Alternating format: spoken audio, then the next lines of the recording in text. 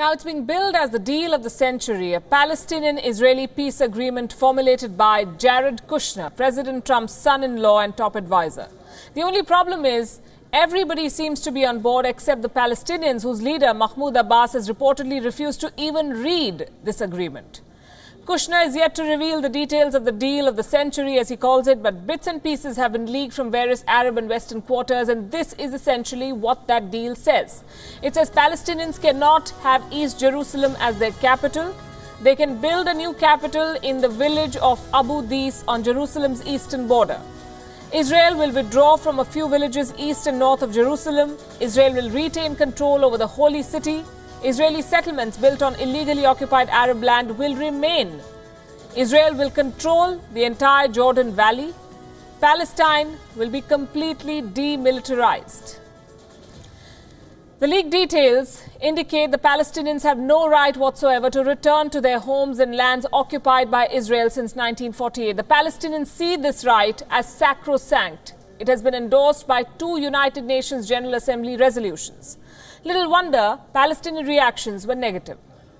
Mr. Kushner's interview today in Al-Quds newspaper further clarified that the United States administration of President Trump has actually moved from the squares of negotiations to the squares of dictations. They are determined to dictate a solution. They walked away from the negotiating table. Negotiation to dictation, he says. So what are the Palestinians getting in return for giving up virtually everything? The Kushner deal reportedly promises billions of dollars in infrastructure projects, a free trade zone at the Al-Rish in the Sinai, and millions of dollars to be poured into improving conditions in the West Bank. The money will come from Saudi Arabia. Jared Kushner was quoted as saying, and I'm quoting here, Palestinian people are less invested in the politicians' talking points than they are in seeing how a deal will give them and their future generations new opportunities, more and better paying jobs and prospects for a better life. Western media said the deal could also see the departure of the current Palestinian leader Mahmoud Abbas. The US is not happy with him. His decision to not engage with America after it moved its embassy to Jerusalem did not go down well with Washington. If the Kushner deal goes ahead, the word is that Abbas will be replaced by someone more inclined to do Washington's bidding.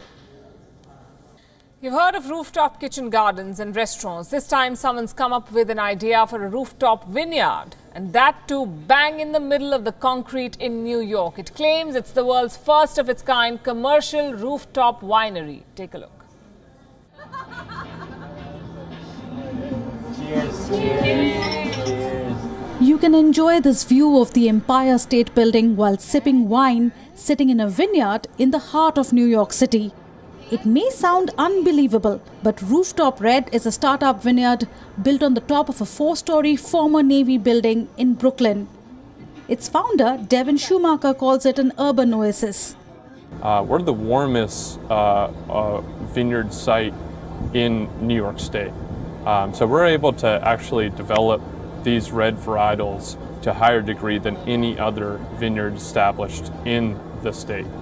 So we had higher bricks readings, higher growing degree days, which is heat accumulation throughout your growing season.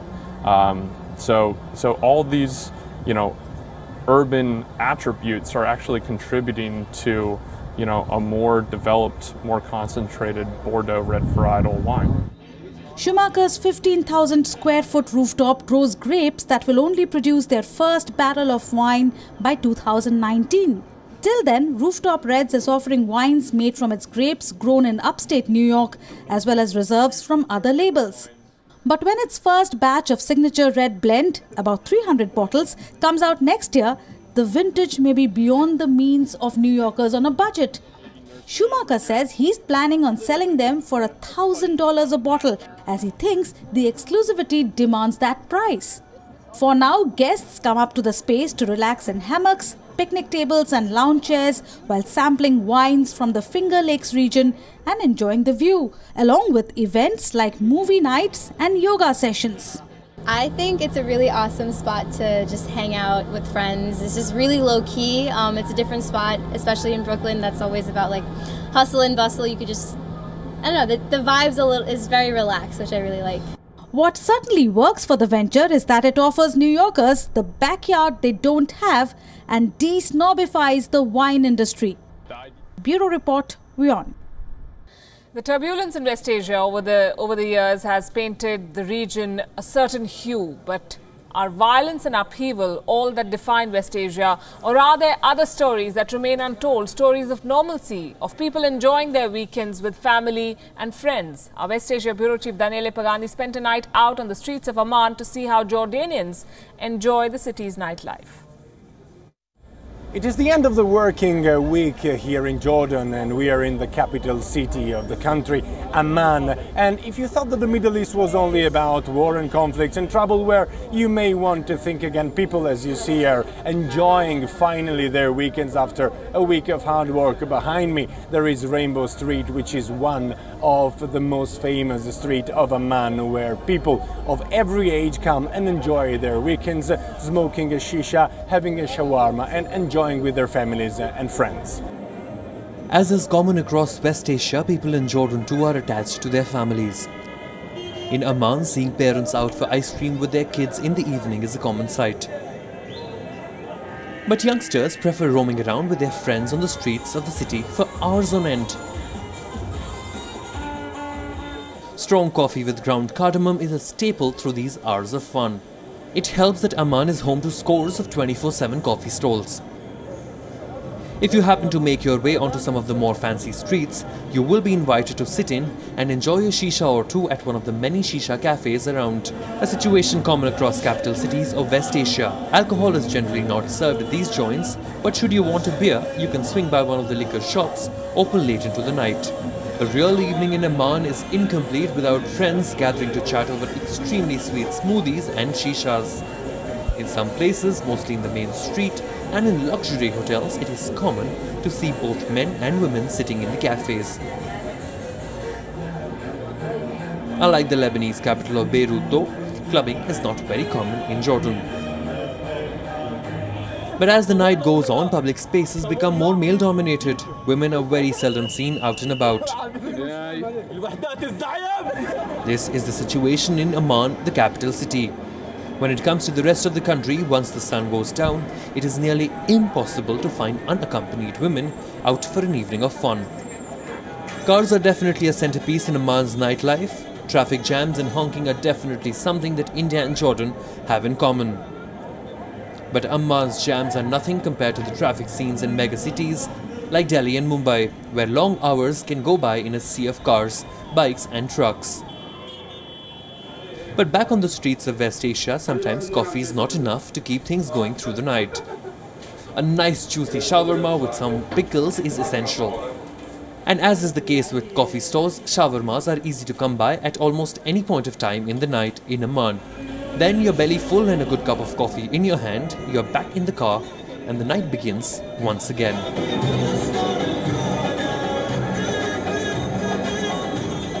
And one of the things that Jordanians love the most during their late night evening is they roam around with their car to show off their car stereos and to show how powerful their woofers and subwoofers can be, as you can definitely hear here on Rainbow Street in the most famous road of Amman. Everyone seems to be on a car and everyone seems to have a very powerful car stereo. From Amman, Jordan, Daniele Pagani for WION.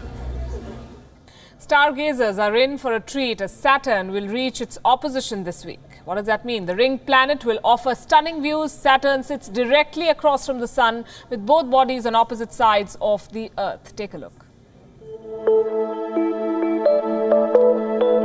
What's up for June?